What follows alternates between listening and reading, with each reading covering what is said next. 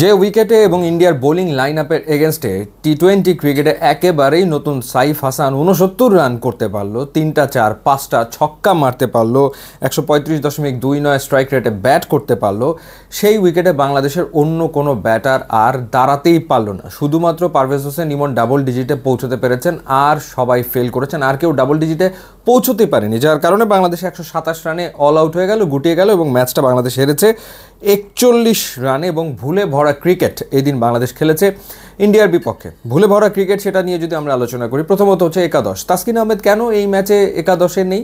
টি-20 world কাপেও ইন্ডিয়ার এগেনস্টে ম্যাচে তাসকিন আহমেদকে একাদশে দেখা যায়নি এবং এদিনও তাকে আমরা প্লেইং 11-এ দেখলাম না। কেন?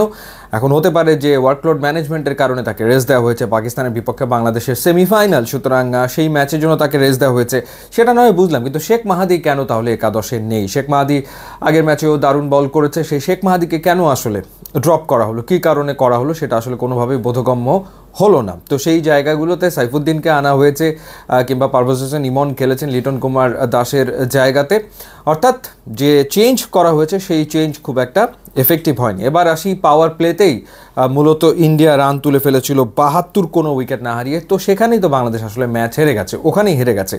এবং ইন্টারেস্টিং ব্যাপার হচ্ছে পাওয়ার প্লেতে তানজিম সাকিব এত ভালো দুটো ওভার করেছিলেন, অর্থাৎ এই যে 6 ওভার, এই 6 ওভারের ভিতরে তানজিম সাকিব যে 2 ওভার করেছে সেই 2 ওভারে রান এসছে মাত্র 10, অর্থাৎ বাকি 4 ওভারে 62 রান দিয়েছে বোলাররা, বাকি যে 4টা ওভার 15-এর উপরে প্রত্যেকে রান দিয়েছে। সাইফুদ্দিন পাওয়ার প্লের ওভারে দিয়েছে 17 রান, মুস্তাফিজ পাওয়ার প্লের ওভারেতে দিয়েছে 17 রান।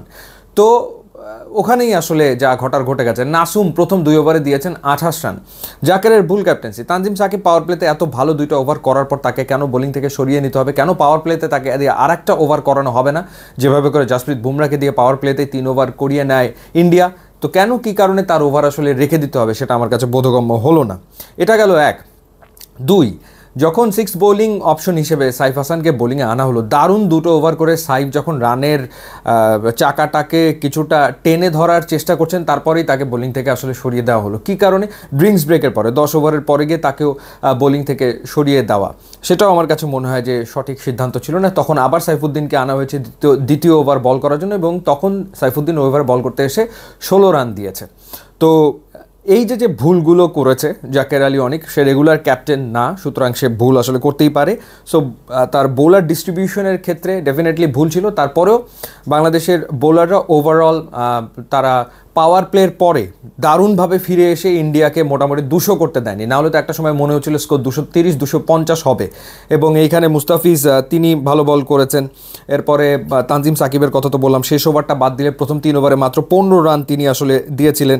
রিশাদ হোসেন তিনি 2টো উইকেট নিয়েছেন, 3 ওভারে 27 রানে 2 উইকেট তিনি নিয়েছেন। রান আউটটা তো দেখার মতো ছিল, অভিষেক শর্মাকে যে রান আউটে তিনি থামালেন সেটা দেখার মতো ছিল, কোনো সন্দেহ আসলে নাই।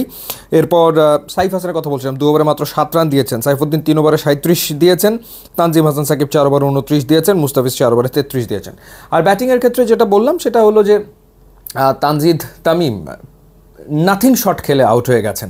এরপরে আমরা দেখলাম যে পারভেজ হোসেন ইমন যখন জাসপ্রীত বুমরা বল করছিল তিনি রীতিমতো অসহায় বোধ করছিলেন। তার যে অ্যাওয়ে সুইংগুলো আসলে হচ্ছিল, ব্যানানা সুইং যেগুলো হচ্ছিল, সেগুলো তো ব্যাটেই কানেক্ট করতে পারছিলেন না, এই হলো অবস্থা। শেষমেশ কিছু সুইপ শট খেলেছে আর মেরেছেন স্পিনারদের এগেনস্টে, কিন্তু স্পিনারদের এগেনস্টে শুধুমাত্র ওই সুইপ শট খেললে আসলে রান করা সম্ভব না, এবং সিঙ্গেল নেওয়াটা জরুরি, স্ট্রাইক রোটেট করাটা জরুরি, যেটা বাংলাদেশের ব্যাটাররা আসলে করতে পারেনি। প্রত্যেকেই বিগ হিট করার চেষ্টা করেছে, সুইপ শট খেলতে গেছে। এর ভিতরে শামীম পাটোয়ারি যেভাবে বরুণ চক্রবর্তীর বলে বোল্ড হলো, মানে লাইন একেবারে মিস করলো, দৃষ্টিকটু ছিল, কোনো সন্দেহ নাই। জাকের আলী অনেক রান আউট হয়ে গেল, তাওহিদ হৃদয় বড় শট খেলতে গেল, পারলো না, হলো না। প্রতিদিন তো আর নিশ্চয়ই হবে না। তো জাকের আলী অনেকের রান আউট সেটা ওই সময় খুবই সিগনিফিকেন্ট ছিল, অর্থাৎ ওই সময় একটা পার্টনারশিপ দরকার ছিল সাইফের সাথে। যদি পার্টনারশিপটা হতো তাহলে বাংলাদেশ আরও ক্লোজ যেতে পারতো। তো বাস্তবতা হচ্ছে এই যে সাইফ হাসান করেছেন 69 রান, আর বাকি 10 জন মিলে তারা করেছেন কত রান, 56 না 58 এরকম কিছু একটা করেছেন, যার কারণে 127। এই ভুলে বেড়া ক্রিকেট পাকিস্তানের বিপক্ষে খেলে বাংলাদেশের এশিয়া কাপের ফাইনালে খেলা হবে বলে আমার কাছে মনে হয় না। ইউটিউব ইনস্টাগ্রাম লিঙ্ক আছে, যোগ দিলে খুবই খুশি হবেন। Thanks for watching.